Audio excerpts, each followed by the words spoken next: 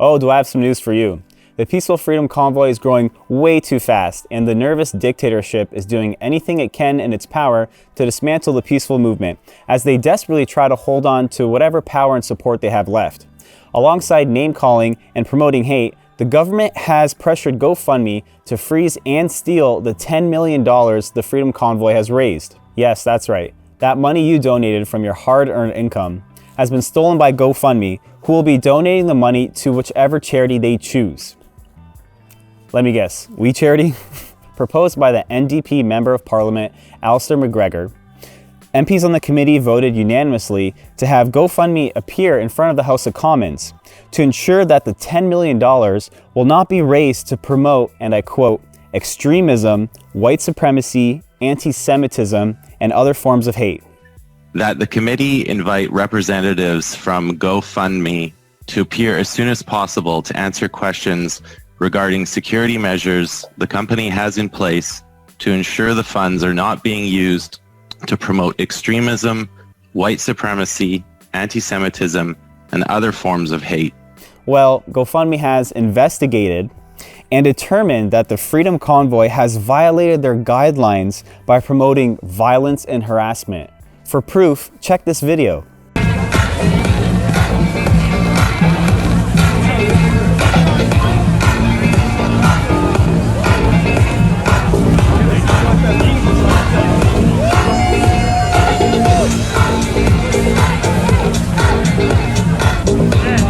Those dancers were very violent, especially the way that old lady was busting a move.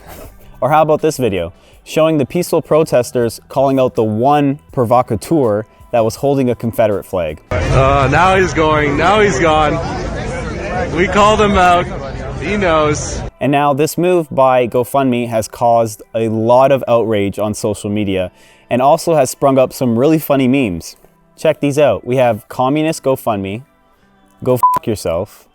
And even Elon Musk tweeted this funny meme about GoFundMe being professional thieves.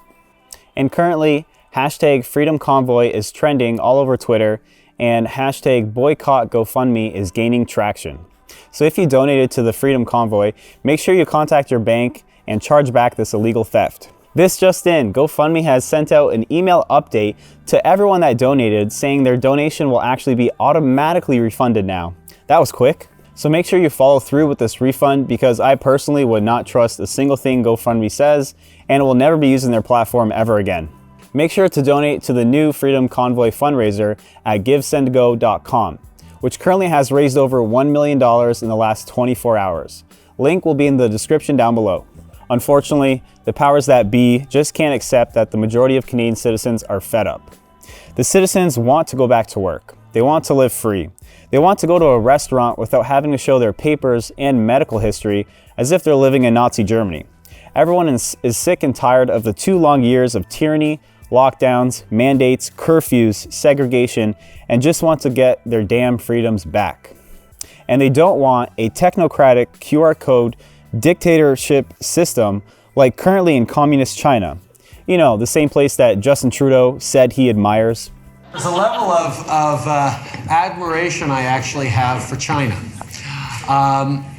because their basic dictatorship is allowing them to actually turn their economy around on a dime and say, we need to go green as fast as we need to start investing in solar. I mean, there is a flexibility that I know Stephen Harper must dream about, of having a dictatorship that he could do everything he wanted, that I find quite interesting.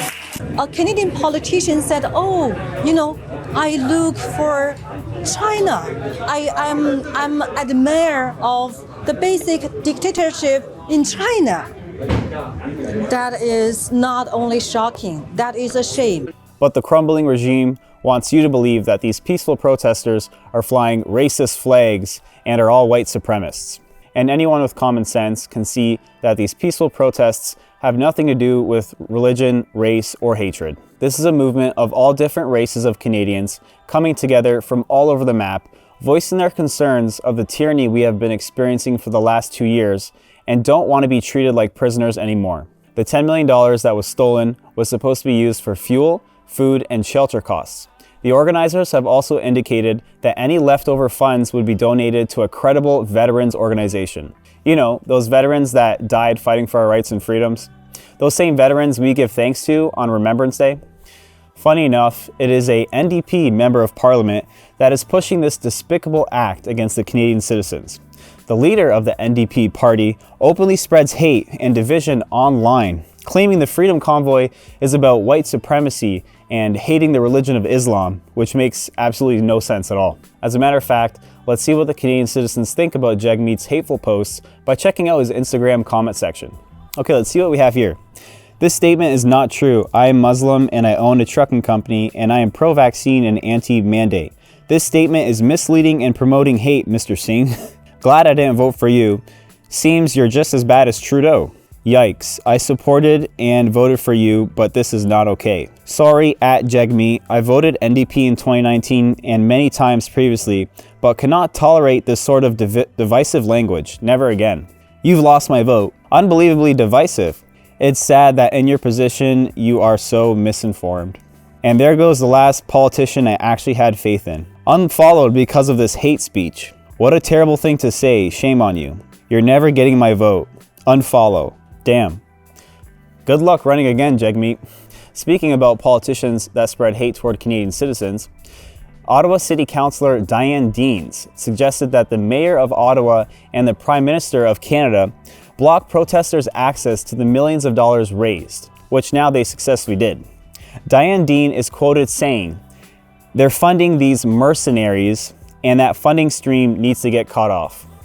Yes, that's right. This public official that gets paid a salary with your tax dollars called you a mercenary for peacefully protesting against corruption. Feel free to call or email Diane Deans and tell her what you think about her calling Canadian citizens mercenaries. And while you're at it, maybe send her this definition of a mercenary since she seems to be a little bit confused. In conclusion, be very aware that corrupt governments don't like when people unite and spread love between each other. That's when they lose control. Corrupt governments are most powerful when they spread hate, fear, and division among their people. Don't talk to your neighbors. Thanks for watching another episode of Think Free by Sam. I'm also freezing again today. I'm literally shivering. But as always, continue to think free. See ya.